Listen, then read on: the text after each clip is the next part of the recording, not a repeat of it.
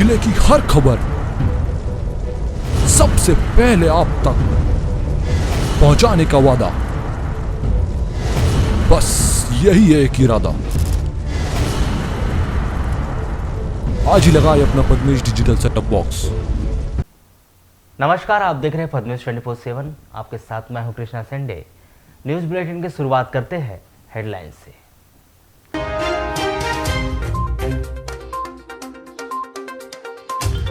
High school higher secondary परीक्षा का मूल्यांकन कार्य हुआ समाप्त। अप्रैल के अंत में रिजल्ट आने की संभावना।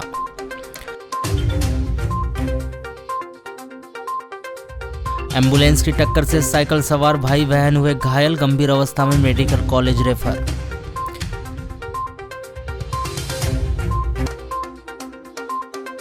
कोविड के प्रिकॉशन डोज से बुजुर्गों ने की तौबा। 3 महीने में 25% लोगों ने भी नहीं लगाया वैक्सीन।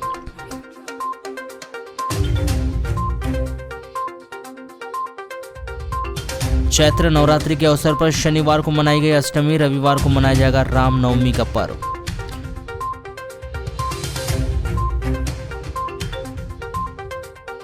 शासन की अनदेखी की मार झेल रहे 5 गांव के लोग। 1.5 किलोमीटर के लिए 10 किलोमीटर दूरी तय कर रहे लोग।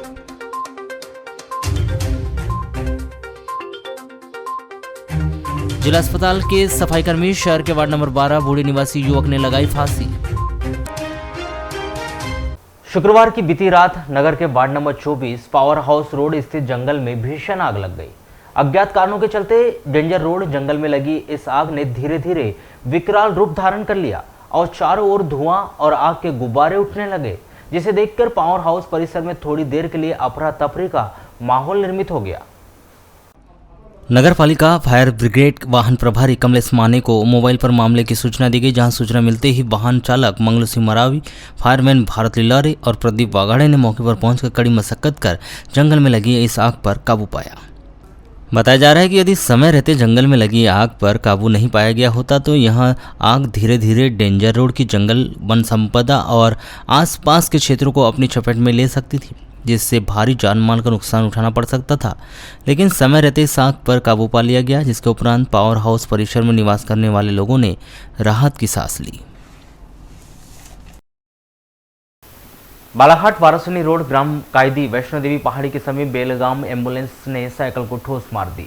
एम्बुलेंस की जबरदस्त ठोकर से साइकिल में सवार मासूम भाई बहन गंभीर रूप से घायल हो गए। घायल साक्षी सदापल 17 वर्ष और उसका भाई कुलदीप सदापल 12 वर्ष ग्राम बनिया टोला कायदी निवासी है, जिन्हें जिला अस्पताल बालाघाट से मेडिकल कॉलेज रेफर कर दिया गया है। प्राप्त जानकारी के अनुसार 9 अप्रैल को 10:30 बजे करीब साक्षी अपने छोटे भाई कुलदीप के साथ साइकिल में अपने घर बनिया टोला से कायदी सोसाइटी राशन लेने जा रहे थे। वारासनी से बालाघाट रोड पर स्थित वैष्णो देवी पहाड़ी के कुछ दूर वारासनी की ओर से तेज रफ्तार से आ रही एम्बुलेंस ने साइकिल को ठोस मार दी। इसकी जबरदस्त ठोकर से साइकिल में सवार साक्षी और उसका भाई कुलदीप दोनों गंभीर रूप से घायल हो गए, जिन्हें एक प्राइवेट वाहन से जिला अस्पताल बालाघाट लाकर भर्ती किया गया, जहां से उनकी गंभीर स्थिति को देखते हुए दोनों को प्राथमिक उपचार के बाद मेडिकल कॉलेज नागपुर रेफर कर दिया गया। कटंगी थाना क्षेत्र के अंतर्गत आने वाले ग्राम कामती में एक ही परिवार के 3 लोग आग से झुलस गए। 8 अप्रैल की रात करीब 7 बजे करीब यह घटना तेज आंधी और तूफान के दौरान हुई। आग से झुलसे प्रेमलता बोपचे 25 वर्ष, राजेंद्र बोपचे 30 वर्ष व किशन लाल बोपचे 50 वर्ष को जिला अस्पताल में भर्ती किया गया है। प्राप्त जानकारी के अनुसार 8 मार्च की रात को हवा तूफान चलने पर घर की लाइटें बंद थी। प्रेमलता ने खाना बनाते समय दिए को जलाकर लोहे की रॉड में टंगा दिया था और वहां घरेलू काम करने लगी थी। घरेलू काम के दौरान रॉड में टंगा दिया अचानक प्रेमलता की सर से टकरा गई और चिराग का मट्टी तेल प्रेमलता के ऊपर गिरने से उसके कपड़ों में आग लगी। प्रेमलता को आग की लपटों ने घेर लिया था। उसके चिल्लाने पर उसके पति राजेंद्र और ससुर किशन लाल दौड़े और दोनों ने आग बुझाने का प्रयास किया। इस दौरान राजेंद्र और किशन लाल के दोनों हाथ आग से झुलस गए। आग से झुलसे प्रेमलता, उसके पति राजेंद्र और ससुर किशन लाल को कटंगी के अस्पताल में भर्ती किया गया था, जहां से उन्हें बेहतर उपचार हेतु जिला अस्पताल बालाघाट रेफर किया गया है। वारासनी क्षेत्र के अंतर्गत ग्राम पंचायत लिंगमारा में कुछ अलग ही स्थिति देखने को मिल रही है। यहाँ लोगों को पीने के साफ पानी के लिए 1 से 1.5 किलोमीटर का सफर करना पड़ रहा है। वहीं ग्राम के हैंडपंप कुछ सूख चुके हैं तो कुछ खराब की स्थिति में पड़े हुए हैं। कुएं भी सूख गए हैं और नल जल योजना की मोटर खराब होने से लोगों को 8 से 10 दिन का इंतजार करना पड़ रहा है। और उक्त योजना भी लोगों को पर्याप्त रूप में पानी उपलब्ध नहीं करा पा रही है, जिसके कारण लोगों के अंदर आक्रोश पनप रहा है और उनके द्वारा लगातार हैंडपंप व नल जल योजना को दुरुस्त करने की मांग की जा रही है। ग्रामीणों ने बताया कि उनके ग्राम में पहले से एक नल जल योजना है जो पर्याप्त रूप से लोगों को पानी उपलब्ध नहीं करा पा रही है और समय समय पर खराब हो जाती है, जिसके कारण 8 से 10 दिनों तक लोगों को परेशान होना पड़ता है। जिसको देखते हुए एक नई नल जल योजना जो बहुत बड़ी योजना है वह तैयार की गई है, परंतु वह अभी तक प्रारंभ नहीं हुई है। वहीं ग्राम में करीब 10 हैंडपंप हैं, जिससे मात्र 2 या 3 हैंडपंप चालू है, जिसके कारण ग्रामीणों को बहुत ज़्यादा पानी की समस्या हो रही है। उन्हें पानी लाने के लिए करीब 1 से 1.5 किलोमीटर का रास्ता तय करना पड़ता है, जिसके कारण लोग साइकिल या सर पर हैंडपंप से पानी ला रहे हैं, तो वहीं मवेशी को पिलाने और घर के निस्तार के लिए तालाब का पानी ला रहे हैं। ऐसे में लोगों को कड़ी मशक्कत करनी पड़ रही है, पर किसी भी अधिकारी या ग्राम के सरपंच के द्वारा खराब हो चुके हैंडपंप को सुधारने का काम नहीं किया जा रहा है और यह हैंडपंप करीब 3 से 6 महीने से खराब है। यदि उक्त हैंडपंप बना दिए जाते तो शायद ग्रामीणों को पानी के लिए इतनी मशक्कत करनी नहीं पड़ती। गर्मी भी बढ़ गई है, ऐसे में जिम्मेदार अधिकारी व जनप्रतिनिधि को इस ओर ध्यान देना चाहिए, जिससे कि ग्रामीणों को सुविधा हो सके। कहाँ से पानी की बहुत दिक्कत है। गांव के बाहर हैंडपंप है, वहाँ से लाना पड़ता है। समथिंग 1 किलोमीटर है वो। वहाँ से हम लोग साइकिल में पानी लाते हैं, सिर से लाना पड़ता है। मीठे पानी की बहुत सारी दिक्कतें हैं। जैसे गांव में पानी नहीं है क्या? पानी है सर, खारा है, फिर मतलब सफिशिएंट पानी नहीं है, बहुत कम आता भी है। नल जल अभी नल वाली मोटर ख़राब है, नल जल वाली 5-7 पूरे गाँव जाता है क्या पानी? जी पूरे बोरिंग ख़राब है इधर, पीने योग्य पानी है ही नहीं। क्या चाहते हैं आप? हम चाहते सर पानी की समस्या हल हो। यहाँ पे पानी को लेकर बहुत ज़्यादा दिक्कत है। अभी 5-7 दिन हो गए कम से कम। यहाँ का मोटर का स्टार्टर ख़राब हुआ है, उसको बना के नहीं ला रहे हैं। आज इन्होंने लाए हैं बना करके, और पूरे बोरिंग हैंडपंप पूरे ख़राब है। यहाँ पे 4-5 बोरिंग ख़राब है। वो वाला सामने वाला है, पंचायत ने उसमें वो मोटर डलवा दी है आंगनवाड़ी के। लोगों को पानी लाने में बहुत तकलीफ हो रही है। एक लोटा नसीब नहीं है पानी यहाँ, इतनी सारी प्रॉब्लम है। तो अभी कहाँ से जा रहे हैं? अभी वो सर गाँव से 1 किलोमीटर दूर है, वहाँ से पीने का पानी ला रहे हैं, जैसे तैसे चला रहे हैं। तो पर्याप्त पानी मिल पा रहा है? नहीं मिल पा रहा सर, बहुत दिक्कत है सर। यहाँ पर पानी की अति समस्या है और एक मंडई टेकरा कहीं के है, 1 किलोमीटर दूर है गांव से। वहाँ का पीने का पानी लाते हैं और कुछ जानवरों के लिए तालाब से लाते हैं। पर्याप्त हो पा रहा है कि नहीं पानी? पानी पर्याप्त नहीं है सर। अपने तालाब के पानी से आग नहाते हैं? तालाब के पानी से आग नहाना पड़ता है। तो यहाँ पे अपने गाँव में करीब कितने के जल स्रोत है?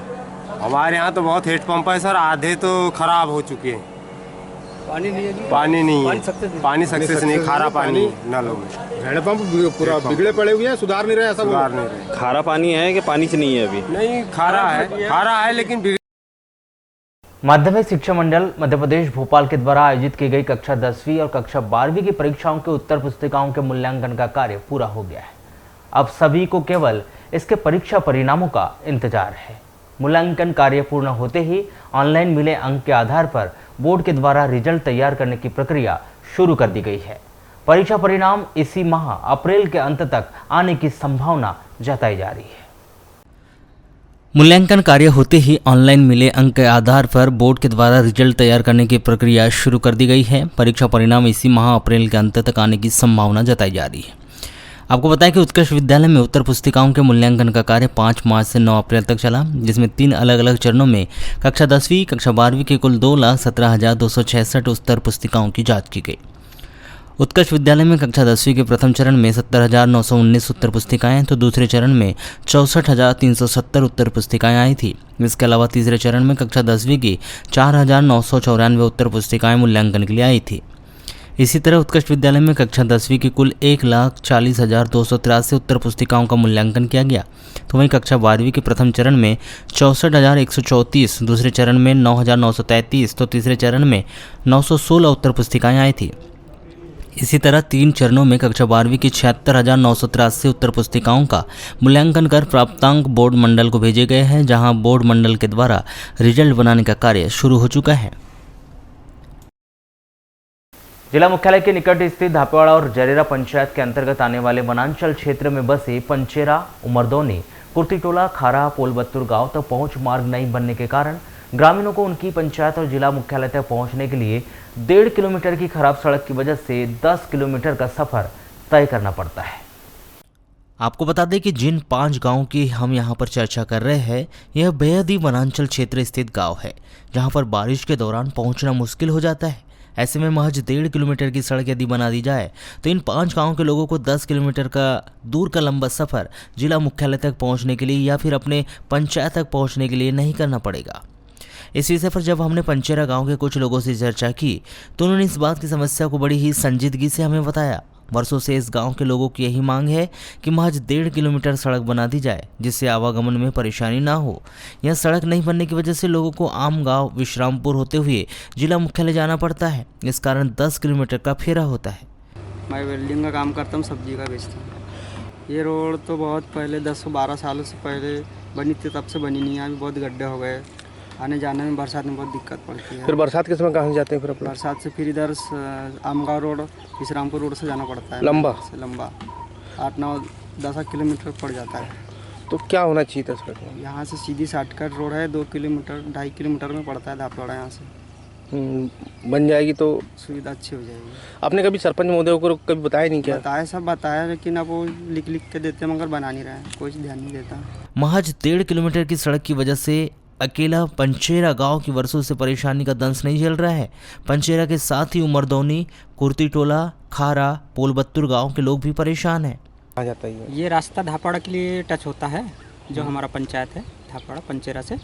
तो ये रास्ता आज तक के किसी कंडीशन में बना नहीं है, और ये रास्ते में हमको इतनी परेशानी होती है कि जैसे पानी आ गया, एक दर्रा भी पानी आ गया तो हम रास्ते से चल नहीं सकते, तो हमको आमगांव जाना पड़ता है। आमगांव से फिर धापवाड़ा टच होना पड़ता है, उसके बाद बालाहाट निकलते हैं, तो हमको 8-9 किलोमीटर का फेरा हो जाता है उससे।